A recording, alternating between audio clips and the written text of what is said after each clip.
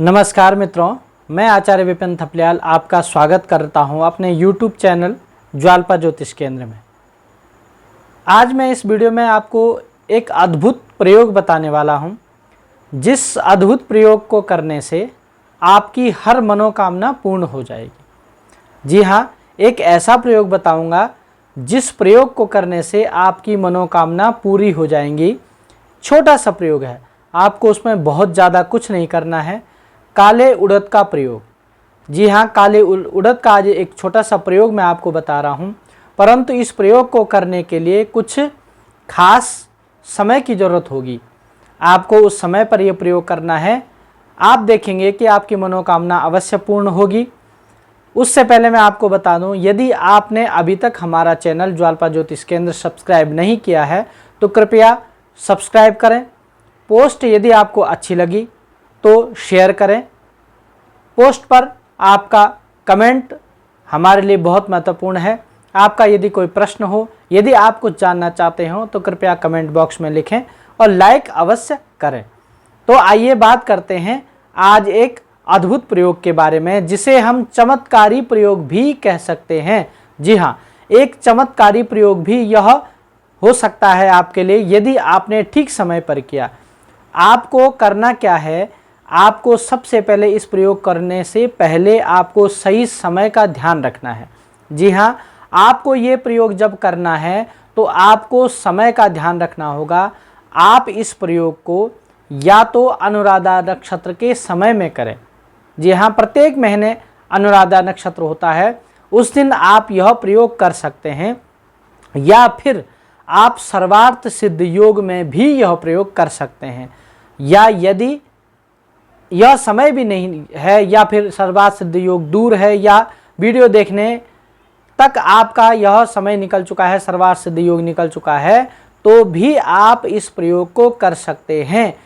किसी भी महीने की कृष्ण पक्ष की षष्ठी तिथि के बाद आपको ये प्रयोग करना है। जी हाँ, याद रखें, कृष्ण पक्ष, महीने में दो पक्ष होते हैं, एक शुक्ल पक्ष होता है और एक कृष्ण पक्ष होता है। जब कृष्ण पक्ष आए, कृष्ण पक्ष की जब षष्ठी तिथि हो जाए, या तो षष्ठी तिथि व्यतीत हो जाए या फिर षष्ठी तिथि के दिन भी आप यह कर सकते हैं।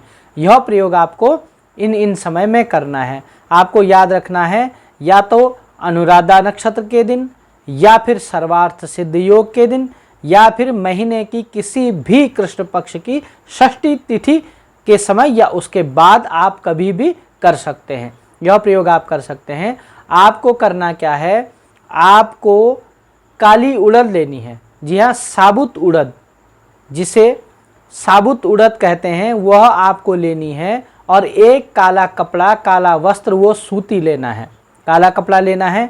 और आपको क्या करना है कि अपने सामने वह काला कपड़ा रख देना है, और जो उड़द है, जो काली दाल है, उस काली दाल में से एक एक मुट्ठी भर करके रखनी है। मुट्ठी पूरी, प्रयोग पूरी भर करके निकालें और मुट्ठी भर करके उसके कपड़े के ऊपर रखते जाएं।